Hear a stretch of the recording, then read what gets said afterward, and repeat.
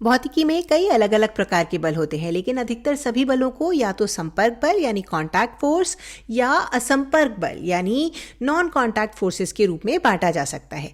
Non contact forces को, असंपर्क बलों को लंबी दूरी के बल या लॉन्ग रेंज फोर्स भी कहा जाता है।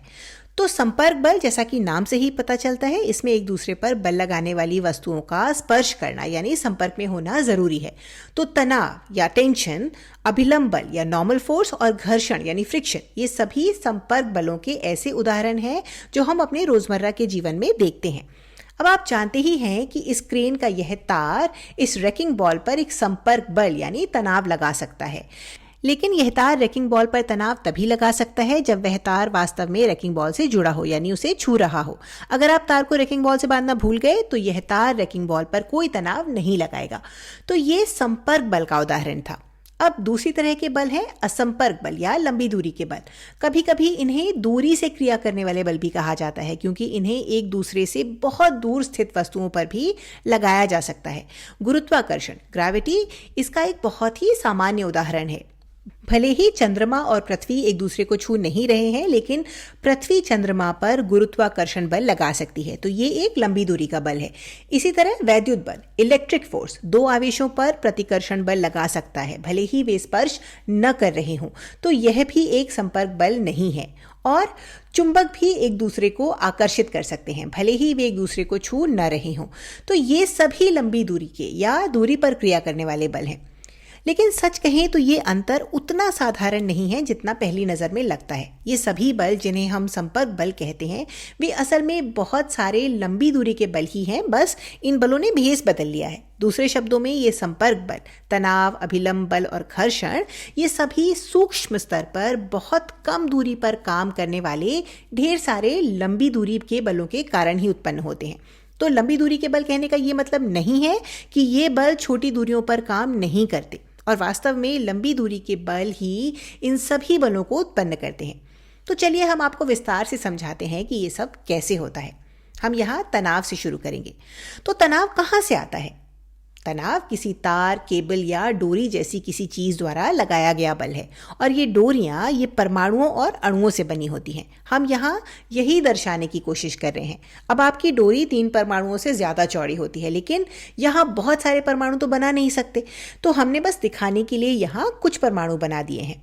तो मान लीजिए कि आपकी डोरी में कुछ परमाणु और अणु हैं, और ये परमाणु और अणु सभी एक साथ बंधे हुए हैं, रासायनिक रूप से बंधे हुए हैं।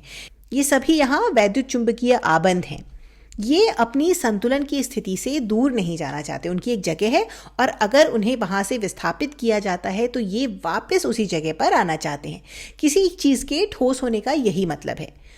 तो ये तार, अगर आप इससे कोई भारी वजन जैसे कि ये रैकिंग बॉल जोड़ते हैं, तो वह रैकिंग बॉल इन परमाणुओं और अणुओं को अलग करने की कोशिश करेगी, यानी उन्हें एक दूसरे से दूर खींचेगी। लेकिन ये परमाणु और अणु एक दूसरे से दूर नहीं जाना चाहते। दूसरे शब्दों में, जैसे जैसे इनके बीच की दूरी बढ़ती है, ये खुद को वापस अपनी मूल स्थिति में लाने की कोशिश करते हैं, और ऐसा होता भी है।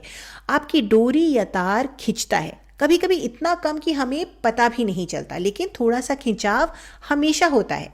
जैसे जैसे ये दूरी बढ़ती है, उन्हें एक साथ बांधे रखने वाला बल भी बढ़ता है, और इसी वजह से तनाव बल यानी टेंशन बढ़ता है। तो यही इस तनाव बल का सूक्ष्म कारण है।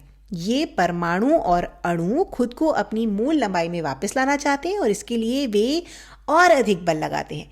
लेकिन हमेशा ऐसा नहीं हो सकता। अगर आप बहुत ज़्यादा भारी वजन लटका देंगे तो ये वैद्युत चुंबकीय आबंध, ये बॉन्ड्स टूट जाएंगे और अणु एक दूसरे से अलग हो जाएंगे।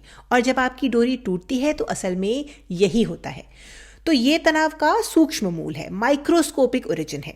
लेकिन आपको इतने सारे तीर बनाने की जरूरत नहीं है जितने परमाणु होते हैं। हम बस तनाव को ऊपर की ओर एक तीर से दर्शाते हैं। असल में इन सभी छोटे छोटे वैद्युत चुंबकीय और रासायनिक आबंधों को हम एक ही तीर से दिखा सकते हैं, जिसे हम तनाव कहते हैं। अब देखते हैं कि अभिलंब बल क्या है, नॉर्मल फोर्स क्या है, वो कहाँ से आता है। तो ये तनाव का उल्टा है। तनाव एक खींचने वाला बल है और अभिलंब बल वह बल है जो दो वस्तुओं को एक दूसरे में धंसने से रोकने की कोशिश करता है। तो अब अलग होने के बजाय इस हरे बक्से के परमाणु और अणु अपने भार के कारण इस मेज के परमाणुओं और अणुओं में धंस रहे हैं। हमने यहाँ यही दर्शाने का प्रयास किया है। फिर से बॉक्स और मेज में बहुत सारे परमाणु और अणु होते हैं, लेकिन हमने दिखाने के लिए उनमें से कुछ ही को बनाया है। तो हमारे पास यहाँ बॉक्स के परमाणु और अणु हैं और मेज के परमाणु और अणु हैं जो एक दूसरे के अंदर धंसना नहीं चाहते। बॉक्स के परमाणुओं के चारों ओर एक इलेक्ट्रॉन बादल होता है, एक इलेक्ट्रॉन क्लाउड होता है, और ऐसा ही मेज के साथ भी होता है। जब ये बहुत पास आते हैं तो इनके बीच एक धक्का देने वाला बल यानी एक प्रतिकर्षण बल उत्पन्न होता है, और साथ ही कुछ और क्वांटम प्रभाव भी होते हैं। सच कहें तो ये समझाना थोड़ा मुश्किल है कि चीज़ें ठोस क्यों होती हैं और वो एक दूसरे के अंदर क्यों नहीं धंसती, लेकिन इन परमाणुओं और अणुओं के बीच ढेर सारी वैद्युत चुंबकीय अंतःक्रियाएं और अन्य क्वांटम मैकेनिकल प्रभाव ही सूक्ष्म स्तर पर अभिलंब बल का कारण है। तो फिर से यह छोटे पैमाने पर होने वाली दूरी की क्रिया ही है। अब ये थोड़ा कंफ्यूजिंग हो सकता है। आप सोच सकते हैं कि क्या कोई दो चीज़ें वास्तव में कभी एक दूसरे को छूती भी हैं? मान लीजिए जब हम कुर्सी पे बैठते हैं तो क्या हमारे कपड़ों के परमाणु और अणु वास्तव में भौतिक रूप से कुर्सी को छूते हैं? यहाँ छूने का क्या अर्थ है, इसे परिभाषित करना वास्तव में कठिन है, क्योंकि आपके पास ये फैले हुए इलेक्ट्रॉन बादल होते हैं। अब आप कैसे तय करेंगे कि वे छू रहे हैं कि नहीं? ये थोड़ा मुश्किल है, लेकिन अच्छी बात यह है कि हमें इसकी ज़रूरत भी नहीं है। हम इन सब छोटी छोटी चीज़ों को एक बड़े अभिलंब बल के रूप में समझ लेते हैं। इससे समझना भी आसान होता है और सवाल हल करना भी।